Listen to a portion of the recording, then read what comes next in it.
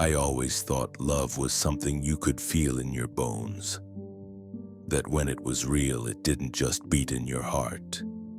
It lived in your skin, your breath, the quiet spaces between the words. That's how I felt about Graham. For 12 years, I believed he was the one person in this world who saw me. Not just the me that smiled at parties or answered work emails at midnight, but the real me. Messy, anxious, idealistic. The me I didn't even like sometimes. He held my hand through my father's funeral, kissed my forehead when I got the call about my mother's diagnosis. When I miscarried at 9 weeks, it was Graham who rocked me to sleep, whispering that we'd try again. That love was still ours to hold. But I've come to learn something much darker. You can think someone is your anchor, your compass, and they can still throw you overboard the first chance they get. It started with a headache. That's how most nightmares do, isn't it? Something small, insignificant. I was standing in the kitchen stirring a pot of soup when the pain struck behind my eyes. A flash of white-hot pressure so blinding I dropped the spoon. I don't remember falling. The next thing I recall is darkness, but not the kind where you close your eyes, no. This was deeper, like I had been buried beneath layers of silence. I couldn't move, couldn't speak. I was suspended somewhere between dreaming and nothingness. Later I learned they called it a coma, a rare reaction to an undetected aneurysm. The doctors told Graham I might never wake up, that I was technically alive, but unresponsive, a shell. But here's the thing, I heard everything, not right away. The first few days were like trying to tune into a fuzzy radio station, echoes and shadows of words, but slowly my senses sharpened. I began to make out voices. The first one I recognized was my sister, Talia. She sat by my bed every evening reading from her favorite books. She'd pause sometimes, laugh softly, say, "God, Isla, you'd hate this ending." And I wanted to scream, "I do, change the page." But I couldn't. Then came Graham. At first, his voice brought comfort. He'd hold my hand and talk to me about the dog, about his work, about the meal he burned the night before. I clung to those moments like lifelines. Until the day everything shifted.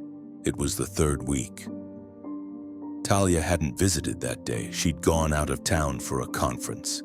I remember the door creaking open and Graham's footsteps entering. His tone was lower, less loving. "You know," he said to someone else in the room, "they said she might not make it. And honestly, I can't keep putting my life on hold."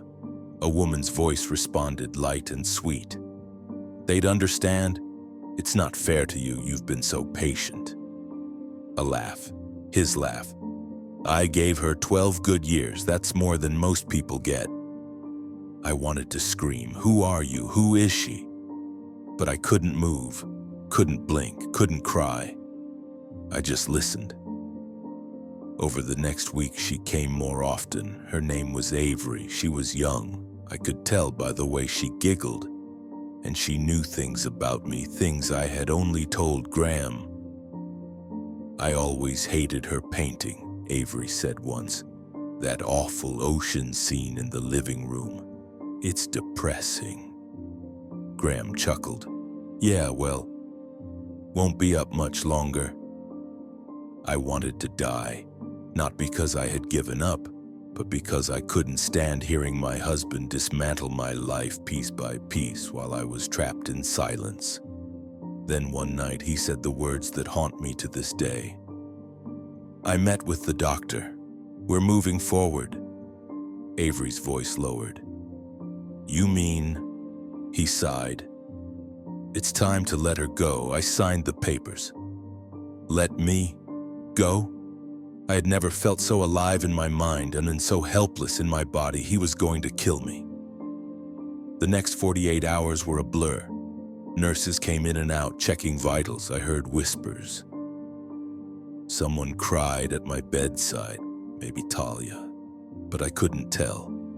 I felt the shift, the goodbye in the air. I screamed inside, raged, begged whatever force existed to give me just one moment of strength, just 1 second to twitch a finger, move my eyes, anything. And somehow, something answered. It was the nurse, Maya, who noticed it. She was young, maybe 25, and she always hummed 90s ballads while she changed my IV. That day, her voice cracked. "Dr. Naiman," she called. I think she moved. I did. My pinky twitched. Then again, there was chaos after that. Tests, scans, specialist brought in. Graham arrived 2 hours later, pale as a ghost. "She moved?" he said, almost in disbelief. Maya nodded, and her pupils responded. "She's stabilizing." I'll never forget the way his face fell. Not relief, not joy, panic. He didn't want me to wake up. And that was the moment I decided, if I got out of this bed, I was going to find out everything. Why he wanted me gone, who this Avery woman really was, and how deep the betrayal went. Because I wasn't just waking up for myself, I was waking up for vengeance. They kept me in the ICU for 3 more days. I couldn't speak yet, but I could open my eyes, my fingers curled. I could blink in response to questions. It was slow, painfully slow. But every movement felt like a war won. Everyone celebrated. The nurses cried. Talia held my hand and said, "You're coming back, Isla. You fought so hard." And she was right. But what no one knew was that the battle I was preparing for was just beginning. Graham didn't visit me for almost 2 days after I started regaining consciousness. When he finally walked in, he wore that smile, the one he used in photos and office parties, the one that never quite reached his eyes. He leaned down and kissed my forehead. "Hey, sweetheart, you scared me there." I blinked twice. The signal we had agreed on for no. He paused. "You're uncomfortable?" I blinked again. He frowned. "Still groggy, huh?" "No," I wanted to scream. I know you tried to erase me, but I couldn't say a word. Instead, I watched, observed, the way his eyes flicked around the room. How he hovered near the machines like he was looking for confirmation. He didn't ask me how I felt. He didn't hold my hand the way he used to. He was acting for everyone else. And now that I was awake, I was a liability. The following day, Maya came into the room alone. She smiled as she checked my IV. "You're doing amazing," she said. Everyone's stunned. I blinked slowly, then twice. She looked at me curiously. "You trying to say something?" I blinked once. She grabbed a notepad. "Okay, 1 blink is yes, 2 is no, right?" "Yes." She leaned in. "Do you want to tell me something?" "Yes." I struggled, forced my finger to twitch toward the edge of the bed. She noticed. Her eyes widened. "Oh my God, you're trying to write?" It took a pencil, a shaky hand, but together we managed 3 shaky letters over half an hour. GRA. She stared at the notepad. "Graham?" "Yes," she whispered. "Do you want to tell me something about Graham?" "Yes," Maya swallowed. "I'll get someone you can trust." That someone was Talia. She came in later with a whiteboard. "Okay, let's take this slow." Over the next 3 days, I spelled it out, letter by letter, phrase by phrase. He tried to kill me. Avery. Voices. He said, "Let her go."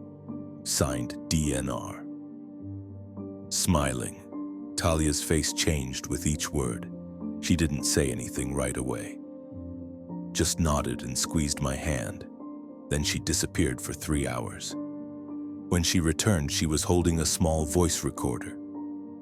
You remember when I got paranoid after that guy ghosted me and I bought that spy pen off Amazon? I blinked. She held it up. I planted it in the kitchen trash bin before I left town 3 weeks ago. Something about Graham felt wrong. My heart pounded. I blinked rapidly. She pressed play. At first, all I could hear was the hum of appliances, footsteps, the clatter of dishes. Then came their voices. Graham, she's deteriorating faster than they expected. Avery, you think they'll suspect anything? Graham, no. Once they pull the plug, it's over. I'll have full access within the month. Avery, and then we disappear? Graham, start fresh. Finally, Talia paused the recorder. I was crying, or at least trying to. My breath hitched, my chest felt like it was caving in. She touched my shoulder. We're going to the police, but first, we make sure they can't weasel out of it. I couldn't speak, but I blinked hard. Yes, let's bring them down. The next 2 weeks were a blur of recovery, quiet plotting, and collecting proof. Maya helped. She switched out my meds herself to prevent tampering. Talia took screenshots of Graham's emails. She knew his passwords from a shared work project. We found conversations, hidden folders, photos of him and Avery at a cabin in Vermont. A life planned out without me, as if I were already a ghost. They even had a spreadsheet, projected insurance payout, $980,000. Beneficiary, Graham Adler. Talia nearly threw up. I felt fire in my chest. All this time he was waiting for the right time to cash out. On my life. It was Maya who came up with the idea. Let's give him what he wants, she said. Let him think you're slipping again. That the doctors are talking about removing support. He'll panic. Maybe he'll do something stupid, something we can use. It was dangerous, reckless. But I agreed. Because nothing about this was safe anymore. And I wasn't just fighting to survive now, I was hunting. But that was only the beginning. What happened next changed everything. Click on part 2 to uncover what really happened before it's too late.